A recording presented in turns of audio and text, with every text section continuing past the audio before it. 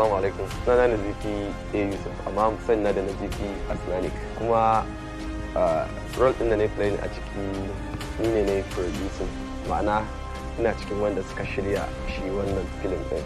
Na'am, Bana Bakwai ya samu wato ingantattun marubuta, duba ga yadda lokacin da aka kawo labarin an nemi ya za a yi a zauna a tattauna akan labarin. Daga farko sai muka fara kiran marubuta, akwai marubuta da muka tara sun kai su kamar 10, wayanda sai da muka tsaya muka zakulo su, sannan muka ce to a samu lokaci a zauna, wato ainihin mai labarin ya faɗi labarin su, jima ya labarin yake.